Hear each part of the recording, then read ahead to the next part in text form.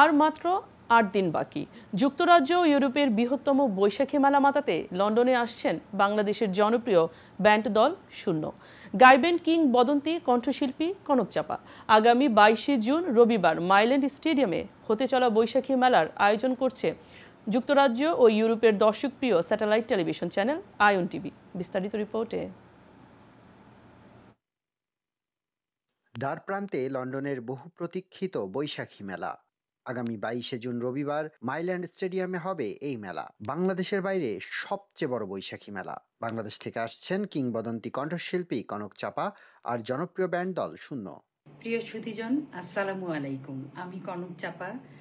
আসছে ২২শে জুন যুক্তরাজ্য এবং ইউরোপের সবচেয়ে জনপ্রিয় টিভি চ্যানেল আয়ন টিভি আয়োজিত বৈশাখী মেলা অনুষ্ঠিত হতে যাচ্ছে মাইল্যান্ড স্টেডিয়ামে। আমি আসছি, আপনারা আসছেন তো? মেলার আয়োজন করছে যুক্তরাজ্য ও ইউরোপের জনপ্রিয় satellite television channel Ayon TV. মেলা আয়োজনে সহযোগিতায় রয়েছে বাংলাদেশ হাইকমিশন লন্ডন। ২২শে জুন আয়ন টিভির উদ্যোগে বৈশাখী মেলাতে আপনাদের সবাইকে আমন্ত্রণ জানাচ্ছি। সবাই আসবেন, একসাথে এনজয় করবেন এবং বৈশাখ মাসের সেলিব্রেশনে আমরা ইনশাল্লাহ একসাথে জড়িত হব এবং আয়ন টিভির এই যে আয়োজনকে সেলিব্রেট করে সাকসেস করব। ২২শে জুন মাইল্যান্ড পার্কে হতে যাচ্ছে আয়ন টিভির উদ্যোগে বৈশাখী মেলা। আপনারা জানেন বৈশাখী মেলা মাইল্যান্ড পার্কে কত বড় আকারে হয়।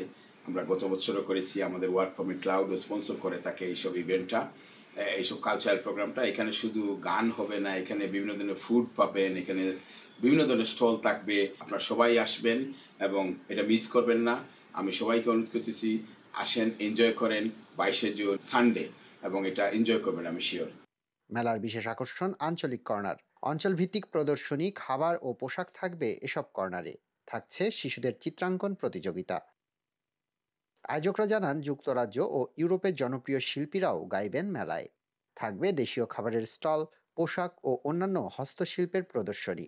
বাংলা থিমের ফ্যাশন সামগ্রী, বাঙালি ব্র্যান্ড পণ্যের বিপণন এবং শিশুদের জন্য খেলাধুলা ও নানা ধরনের বিনোদনের ব্যবস্থা। মেলার স্টল বুকিং চলছে। আগ্রহীদের দ্রুত আয়োজকদের সঙ্গে যোগাযোগের আহ্বান জানানো হয়েছে। Lipton Kumar, ion news, London.